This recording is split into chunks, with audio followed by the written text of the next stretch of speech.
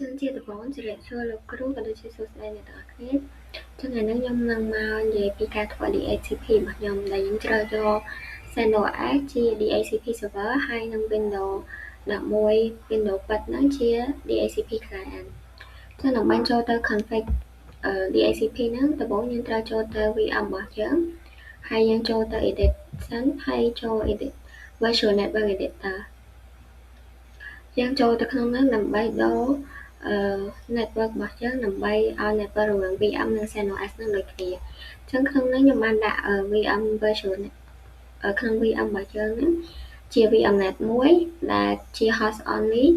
ហើយយើងត្រូវ disconnect កន្លែង use local DHCP service ហ្នឹងជាព្រោះយើងចង់ config DHCP កន្លែងអញ្ចឹងយើងអត់ប្រើ local DHCP របស់គេទេអញ្ចឹងយើងត្រូវ disconnect វា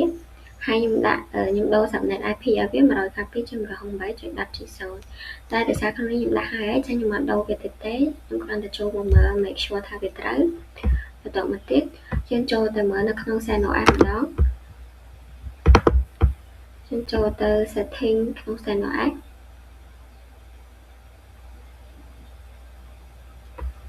បន្តមកទៀតយើងមើល network adapter ចឹង network adapter យើងត្រូវប្រើ host only នៅក្នុង VM នោះមិនដែរចឹងដោយសារយើងដាក់រួចហើយគឺខ្ញុំដាក់វាជា host only ចឹងអូខេមកតោះមកយើងចាប់ផ្ដើមចូលទៅ config នៅក្នុងCentOS របស់យើងចឹងមុនដំបូងយើងចូលទៅ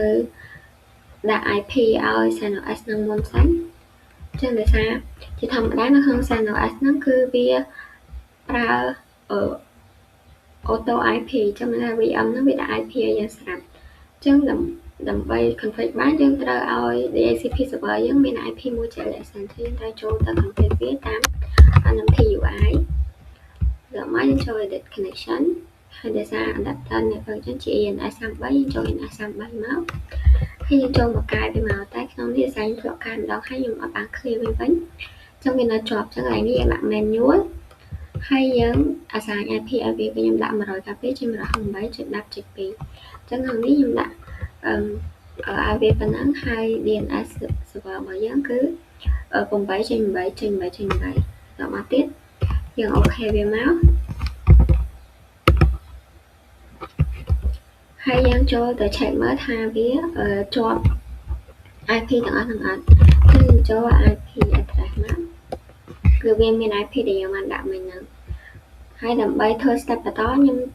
ចង់ restart វាមួយសិនខ្ញុំចូលទៅ system restart network management ដោយសារខ្ញុំធ្លាប់ធ្វើវាហើយអញ្ចឹងខ្ញុំខ្លាចវា error អញ្ចឹងខ្ញុំចូលទៅ restart វាមួយសិនមុននឹងធ្វើតបន្តមកយើងចាប់ផ្ដើម step បន្ទាប់គឺយើងនឹងទៅ download DHCP file DHCP របស់វាសិនអញ្ចឹងខាងនេះខ្ញុំមាន script ស្រាប់ខ្ញុំអត់ទៅស្អីខ្ញុំ copy paste វាមកអញ្ចឹងយើងប្រើ command sudo dnf install DHCP ដល់បាយនេះ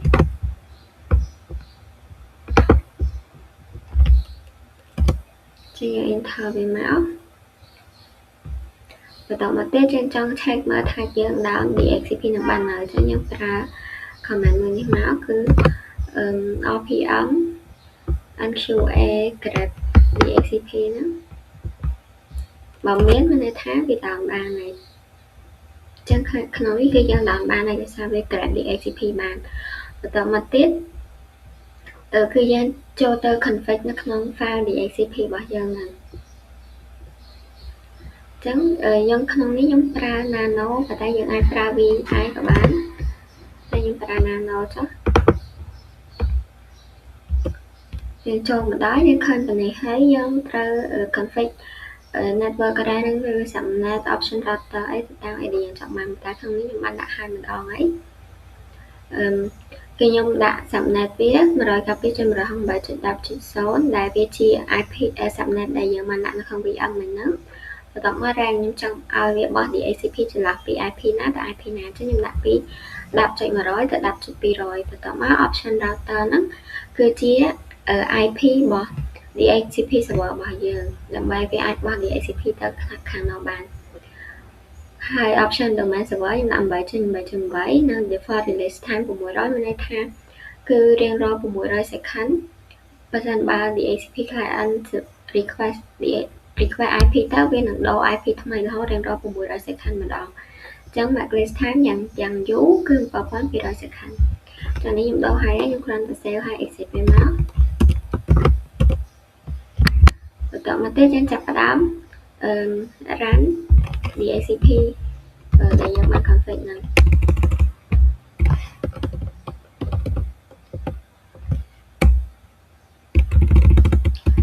system យើងដាក់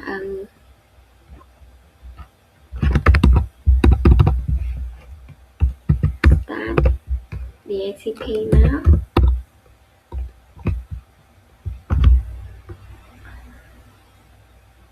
ហើយយើងដាក់ start DHCP សិន DHCP នេះបន្តមកទៀតយើង enable វា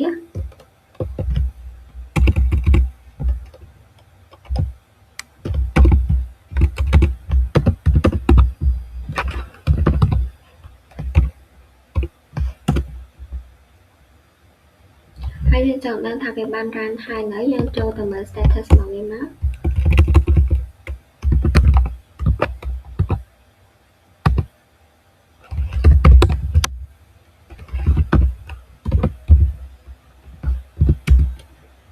ចឹងក្នុងនេះយើងឃើញថា active running ចំណែកថា DHCP យើងវាកំពុង run ហើយវាបានដំណើរការហើយមកទៀតយើងចាប់ផ្ដើមចូលទៅ config នៅក្នុង Windows យើងម្ដងយើងចូលទៅ Windows Air NCPA.cpl មកចូលទៅក្នុង network របស់យើង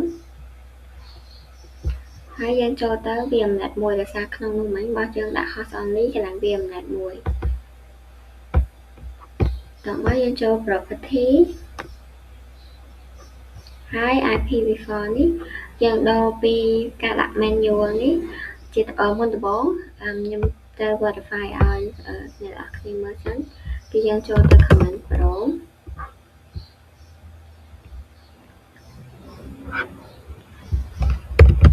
IP config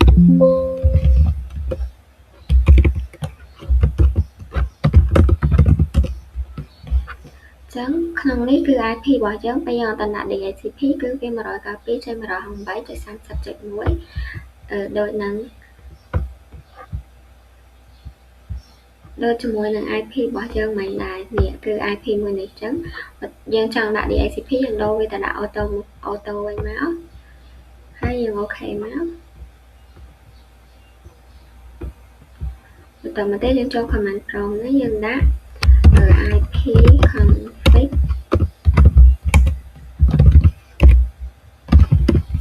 /release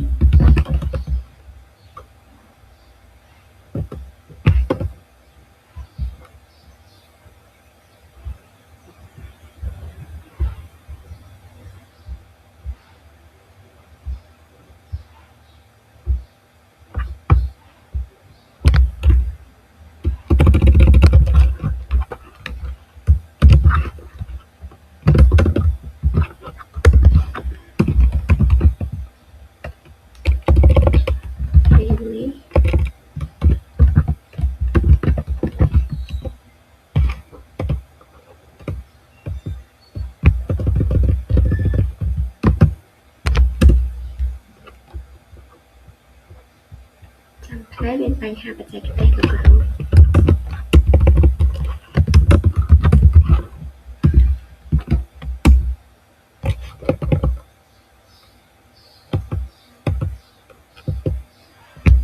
ច្រឡំអ្នកទាំងអស់គ្នាគឺខ្ញុំវាយខុសកន្លែងគឺវាយក្នុងនេះ IP config /release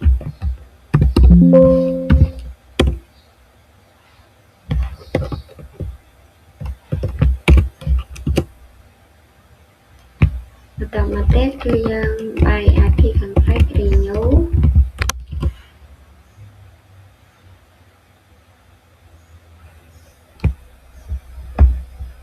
ហើយគឺយើងទៅមើល VMnet របស់យើងគឺយើងបាន IP 192.168.10.100 នេះដែលជាការបោះ DHCP ពី VM របស់យើងមកហើយ default gateway វាគឺ 10.2 ជាIP